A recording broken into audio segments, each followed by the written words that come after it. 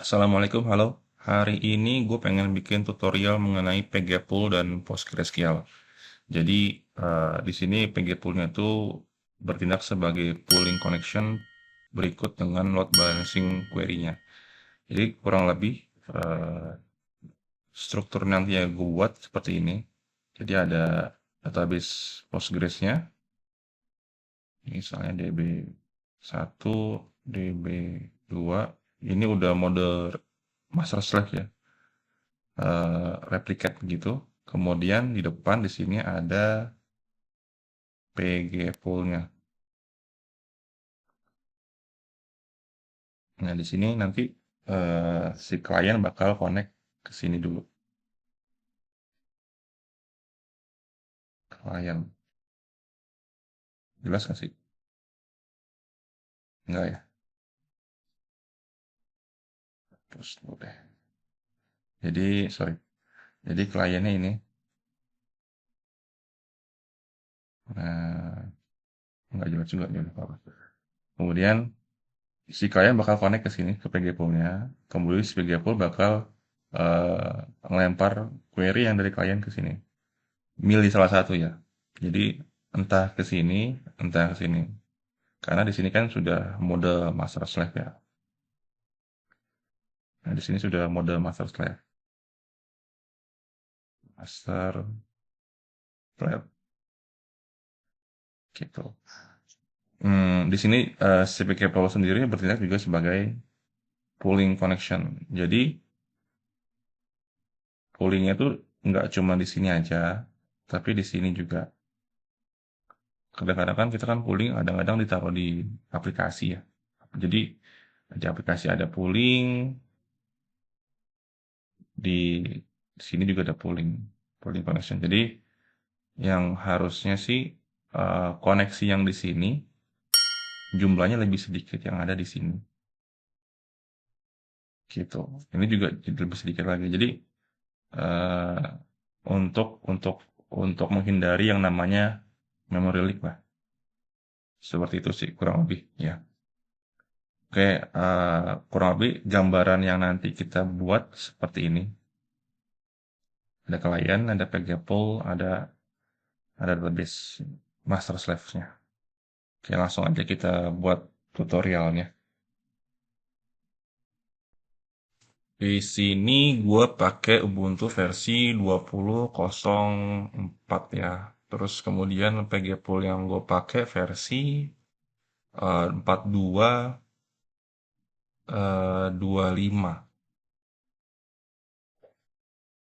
Nah ya, sebelumnya gue pernah bikin video juga tentang cara instalasi PG Pool, cuman yang versi 422.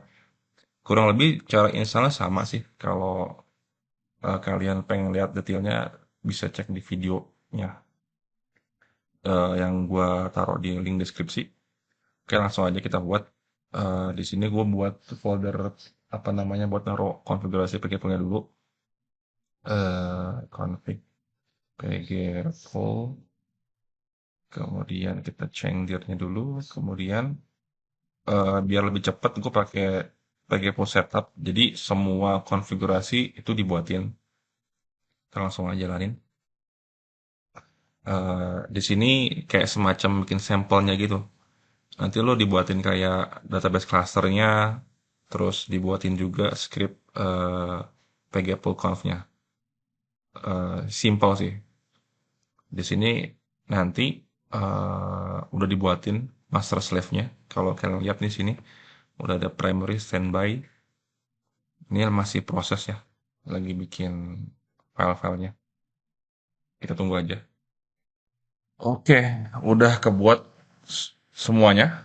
Ini portnya juga udah ada ya. 11.002 dan 11.003. Kemudian juga port PG pool-nya ini 11.000. Nah, ini port PCP-nya itu 11.001. Langsung aja kita bongkar-bongkar.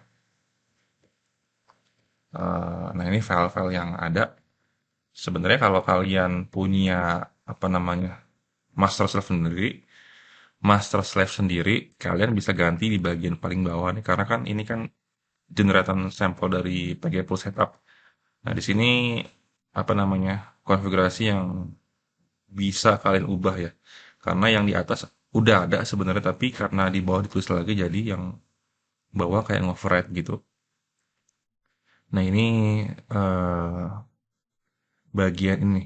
Nah, ini kalau kalian punya master slave sendiri, kalian bisa ubah di bagian backend hostname sampai ke bawah nih, backend application name. Nah, ini semacam indeks ya, 0, 1. Kalian kalau misalnya punya master slave-nya ada 3 atau 4, kalian bisa tambahin sendiri jadi sampai 0, 1, 2, 3. Tergantung jumlah node master slave kalian yang ada. Kemudian di sini juga ada apa namanya failover comment. Jadi kalau seandainya ada apa namanya semisal master kalian mati, itu akan pindah otomatis langsung ke standby-nya. Ini nanti gue demoin di video selanjutnya. Kemudian di sini juga ada apa namanya health check. Biasa lah ya kalau misalnya apa namanya pengecekan kalau ada node yang mati, si PGP bakal ngecek. Nah, ini apa namanya periode pengecekan di sini ada. Kalian bisa sesuaiin sesuai kebutuhan kalian. Kemudian juga di sini nih yang biasa gue ubah-ubah, em,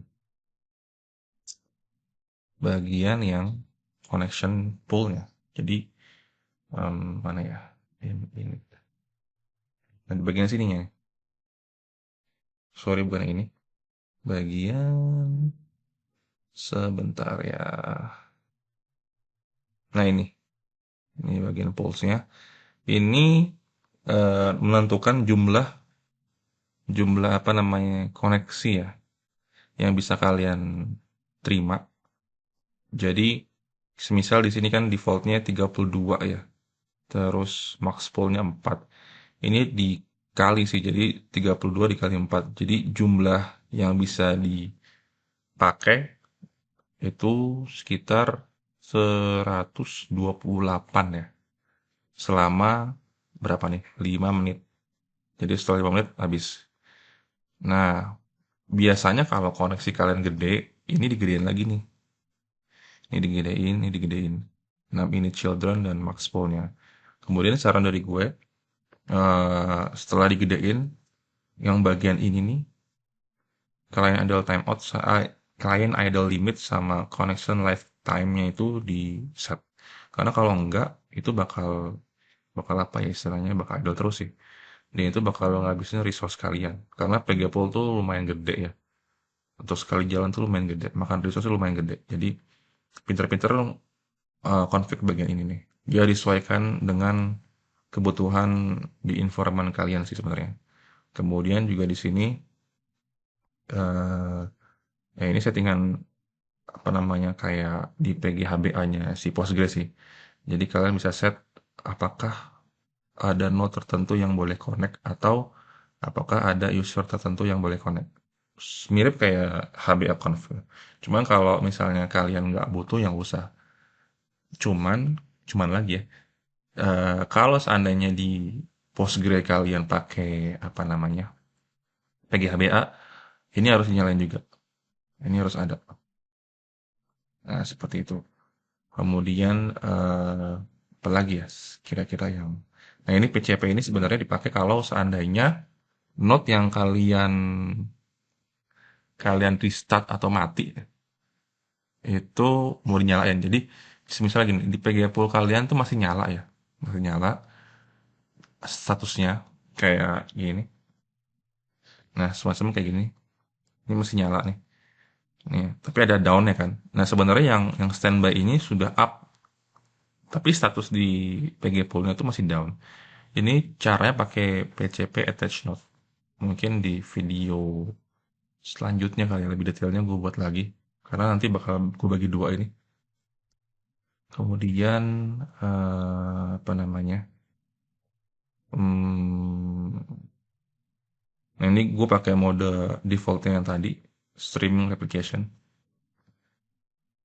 Udah otomatis dibuatin sama Pagable setup tadi. Jadi kalau kalau nggak mau ribet, kalian bisa pakai Pagable setup. Jadi otomatis dibuatin, cukup ganti bagian yang bawah ini, paling bawah. Kemudian sesuaiin juga tadi pulse-nya. Jadi biar lebih cepat sih dibanding kalian ngotak-ngatik apa namanya atribut atau enggak parameter yang ada di Pagable conf-nya yang ada di folder ini. Kalau kalian lihat, sorry, nah ini banyak banget. Sampel-sampelnya ada selain master slave, eh, sorry, selain replication ada juga yang lain kayak sample snapshot, sample slowly, sample raw, ataupun sampel logical. Jadi kalau kalian nggak pengen ribet, ambil aja langsung dari PG Plus setupnya, terus tinggal jalanin karena script buat naikin juga udah dibuatin kayak ini start all-nya udah ada tuh. Jadi otomatis eh PG Plus kalian jalan. Cuman kalau bagian sininya kalian rename aja sih sebenarnya. Jadi ini nggak dipakai. Kan otomatis eh, ini digantikan sama master slave punya kalian ya. Karena ini ambil dari sampel otomatis dibuatin sih. Cuma kalau kalian pakai apa namanya node yang udah ada, maksudnya node kalian yang udah ada, ini nggak dipakai. Jadi enaknya gitu sih kalau pakai full setup, scriptnya udah dibuatin. Terus kemudian apa lagi ya? Nah ini juga bagian sini yang standar yang diperlukan udah ada nih kayak PCP conf-nya, pool HB conf-nya, pool passwd itu dipakai untuk buat nyimpen password lah ya. Dalam artian dia menyamakan password yang ada di PGPool dengan password yang ada di database. Jadi kan PGPool sebenarnya kan perpanjangan tanganan dari klien lah ya.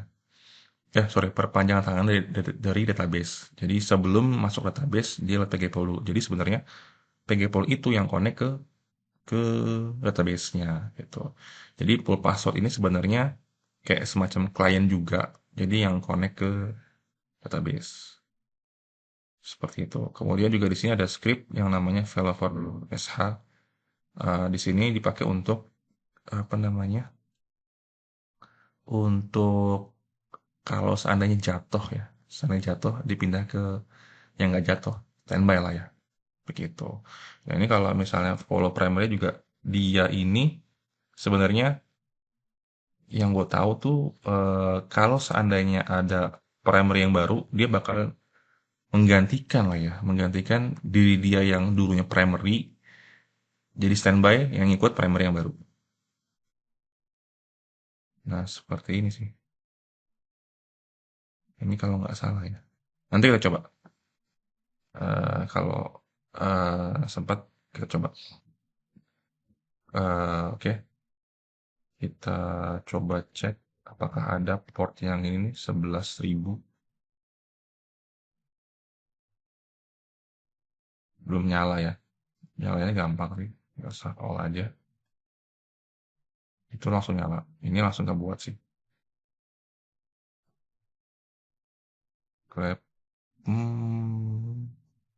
11. Oh, nyala semua ya. Jadi script yang start all tadi itu sebenarnya nyalain semua yang ada di script tersebut termasuk ini nih. Termasuk database-nya, data 0, data 1. Ini database-nya sebenarnya. Kalau kalian cek seperti ini. Jadi enaknya seperti itu sih. Kalau kita pakai full setup. Kemudian eh, untuk connect-nya kita bisa pakai komen seperti ini buat ngecek notes-nya ya, apakah udah up atau belum. Itu bisa seperti ini. Stress. So, pull notes. Wait a minute. 11.000 localhost. Nah ini udah up ya. Yang primary data 0, ini nggak kelihatan sebenarnya. Tapi kalau kalian lihat di sini ada yang namanya node ID. Di sini ada ya 01. Itu representasi dari ini sih apa namanya. dari ID yang dari ID yang ini loh. Nah, ini backend 0, backend 1, mana ini? Indeks salah ya. Ini harusnya diganti sih buat jangan slash typing sih. Oke, kita coba ganti ya. Ops. Semisal gue pakai mm, mm, mm. Kita shutdown dulu, shutdown, mati semua. Kita coba ganti. Jadi biar kelihatan jelas sih. Tapi ini sekali lagi sesuai nama hostname kalian ya. Saya data satu, data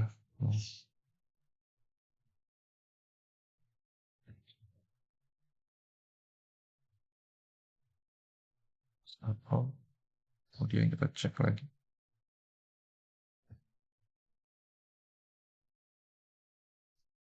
Oh, ini karena sebenarnya yang tadi hostname tadi nggak bisa diganti. Oke. Hmm, kita coba langsung dari sudonya aja. Hostnya maksudnya.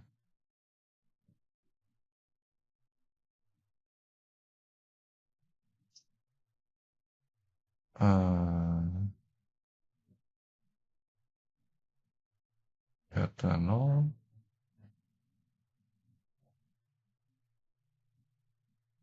data satu. Nah, kita coba lagi. Ini masih mati ya. Kita start lagi deh. Nah, ini oh, yang tadi udah jalan nih. Kita matiin dulu. Jalan lagi. Oke, start lagi. Terus kita lihat. Nah, udah nongol ya. Data 0 dan data satu. Jadi, buat ngebedain sih. Bagi siapa yang jadi primary, siapa yang standby. Kalau tadi kan slash tempe semua ya, agak bingung ya. Nah, kurang lebih seperti ini. eh, apa namanya? PG-Pool dan master slave yang udah up. Nah, ini udah bisa langsung connect sih. Jadi kalau misalnya kalian mau create database, misal 11.00 untuk Postgres Minha localhost.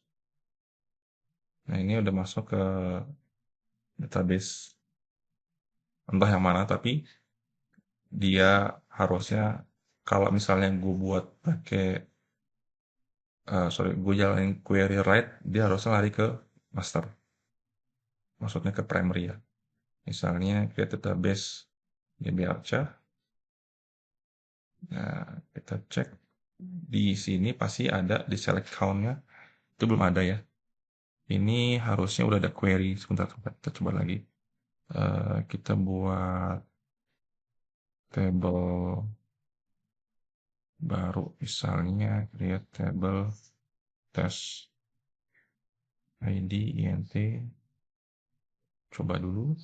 Terus kita insert into test value 1. Nah, mestinya udah ada query yang masuk di sini. Sebentar. Oh, sorry. Yang tadi gue masukin apa namanya insert itu dia nggak masuk ke sini ya. Jadi nggak masuk ke select count ini, kolom select count ini. Harusnya dia ada. Misalnya kalau kalian apa namanya nge-select sesuatu gitu ya. Yang gue maksud kayak gini tadi. Sebentar ya. Jadi di Pegapul tuh ada namanya balance query ya. Balance query itu maksudnya tuh nge-balance query-query yang masuk ke Pegapul terus ke database tuh kayak di distribute gitu kayak di load balancing gitu. mana-mana aja yang kira-kira kosong, kan kosong lah ya istilahnya tuh, ya disebar lah, jadi nggak melulu di satu note doang sih. Jadi misalnya kita table update test ya, ini 2 kali tes ya, 3 kali deh. Nah, kalau kalian cek di sini, select count-nya itu bakal berubah. Nah, ini 6 kali. Ini dia ngelempar ke primary terus. Ini gue pakai settingan default. Settingan defaultnya tuh sebentar kita cek. Load balance.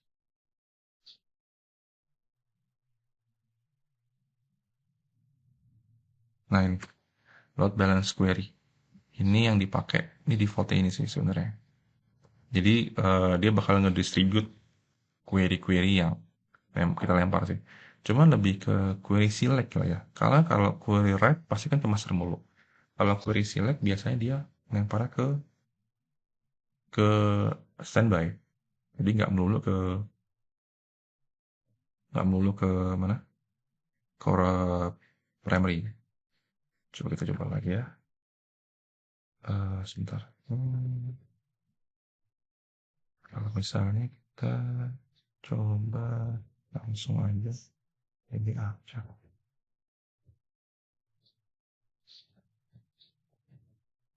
Ini harus pakai Gmeter biar lebih cepat.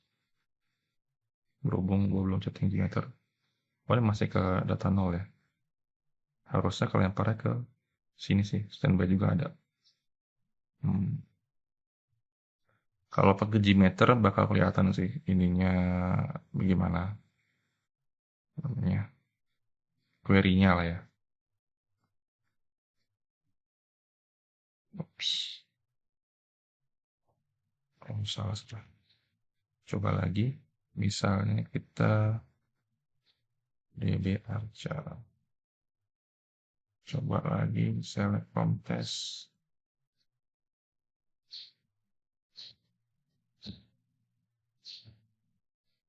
Nah itu. Kalau karena tadi gue manual agak banyak lah ya. Tapi kalau lo punya aplikasi yang hit sekaligus banyak, itu lebih enak sih. Apa ngecek apakah load balance-nya lo jalan atau enggak. Dan yang tadi, yang gue tunjukin tadi, yang load balance query tadi, itu hanya berlaku untuk select query doang ya. Jadi kalau untuk query yang write itu kayak misalnya insert, update, delete itu nggak termasuk di bagian sini sih sebenarnya. Oke, paling nggak dari gue segitu dulu ya, karena masih basic juga ini. Selebihnya gue bikin di video selanjutnya yang terkait failover, terus yang terkait apa namanya tadi tuh, misalnya note mati, itu bakal gue tunjukin di video selanjutnya. Kalau misalnya ada yang kurang, salah, atau kelewat, komen aja, jadi bisa gue perbaikin. Sekian dari gue, wassalamualaikum warahmatullahi wabarakatuh.